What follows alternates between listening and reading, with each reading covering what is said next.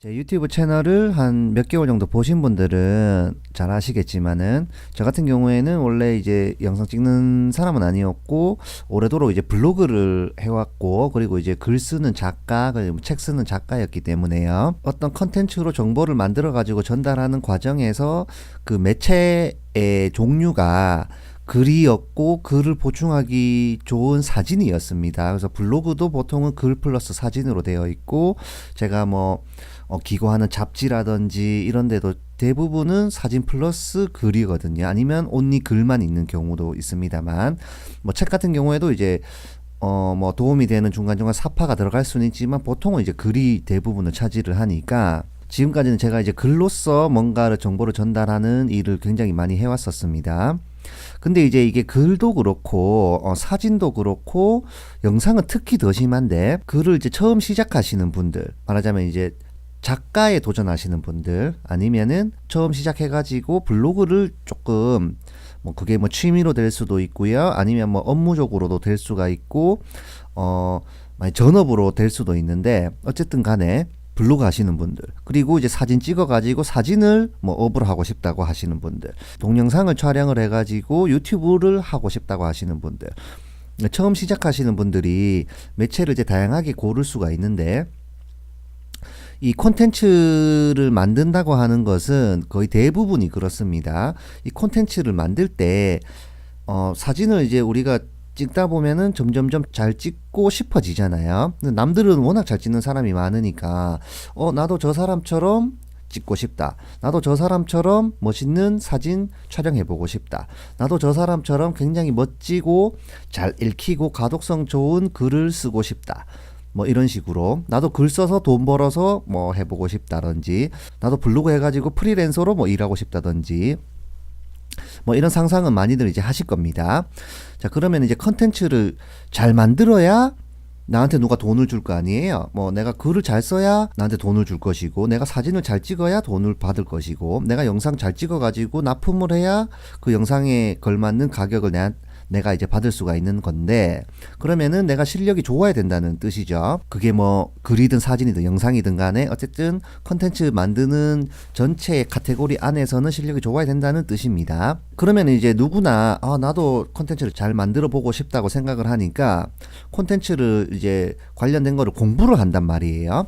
그러면은 뭐 이제 글 쓰는 방법에 대해서도 알아보고 뭐 블로그를 잘 운영하는 방법에 대해서도 뭐 알아볼 수도 있고 사진 잘 찍는 방법에 대해서도 알아보고 뭐 영상 같은 경우에는 이제 촬영도 있고 편집도 있으니까 촬영하는 방법도 배우고 편집하는 방법도 배우고 이런 식으로 이제 공부를 많이 하게 되는데 실제로 이제 유튜브 처음 시작하시는 분들 중에 거의 대다수가 뭐 길면은 6개월이고 짧으면 3개월 안에 다 그만둬 버립니다. 거의 대부분이 그만두거든요. 자, 이 그만두는 이유는 컨텐츠 제작이라고 하는 자체의 어떤 특성이 있기 때문인데 예를 들어서 제가 만약에 1년 동안 컨텐츠를 만든다고 한번 해보죠. 그러면은 내가 12개월 동안 컨텐츠를 만들면은 만들 때마다 실력이 조금씩 늘어가지고 실력이라고 하는 게 이렇게 꾸준하게 상승 곡선으로 꾸준하게 이렇게 이제 실력이 늘어나는다고 이제 봐야 되는데 실제로는 그렇지 않고 실력이 어떻게 느느냐면요.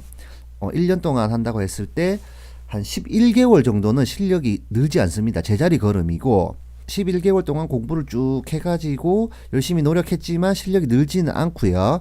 어떤 끝 지점 그러니까 이제 저희가 이제 소위 말해서 임계점이라고 부르는 임계점에 도달하면은 이 11개월 동안 배웠던 게 한꺼번에 버무려지면서 어떤 폭발하는 느낌으로 실력이 그래프적으로 이렇게 꾸준하게 늘어나는 게 아니고 일자로 쭉 가다가 수직적으로 올라가 버립니다. 실력이요. 그래서 컨텐츠 만드는 실력이 내가 글 쓰는 실력, 내가 사진 촬영하는 실력, 사진 편집하는 실력, 뭐 영상 촬영하는 실력, 영상 뭐 편집해가지고 뭐 보정하고 이런 실력들이 조금씩 좋아져가지고 꾸준하게 이렇게 되는 게 아니고 거의 변화가 없다가 어떤 특정 지점에 도달을 하면은 한꺼번에 확 늘어나는 특성이 있습니다. 이렇기 때문에 이 확 늘어나기 전에 그러니까 임계점에 도달하기 전에 대부분의 사람들이 그만두게 되고요. 이 임계점에 도달하는 사람은 결과적으로는 굉장히 소수들만 끝까지 버티고 참아낸 사람들만이 그 임계점에 도달해서 실력의 상승을 경험을 할 수가 있게 되는 겁니다. 그래서 보통은 6개월 안에 다 그만두고, 뭐 길면은 1년 안에 이제 그만두시는 분도 있는데, 변화가 없는 이 어떤 기간, 내가 실력이 늘지 않고 제자리에 멈춘 듯한 이 기간을 버티기가 굉장히 힘듭니다. 물론 이제 어떤 뭐 굉장히 재능이 있다든지 어떤 뭐 예를 들어서 자기 성격에 잘 만든다고 하면은 이제 실력이 꾸준하게 이렇게 늘 수는 있는데, 보통은 실력이 상승적으로 이렇게 늘는 게 아니고 일자로 가다가 한꺼번에 이렇게 늘어나니까, 이 일자로 가는 이 와중에도 계속 노력하고 계속 공부하고 계속 촬영해보고 계속 편집해보고 계속 글 써보고 이런 식으로 해야 되는데, 그게 현실적으로 좀 힘듭니다. 그렇기 때문에 대부분의 사람들이 그만두고 그렇게 되는 것이죠. 그리고 이 공부하는 과정도, 공부하는 난이도가 처음에는 누구나 다 재미있게 공부를 합니다. 유튜브 처음 시작하면은 재미가 있어가지고 뭐 하루에 한 편도 올리고 두 편도 올리고 이렇게 하거든요. 블로그도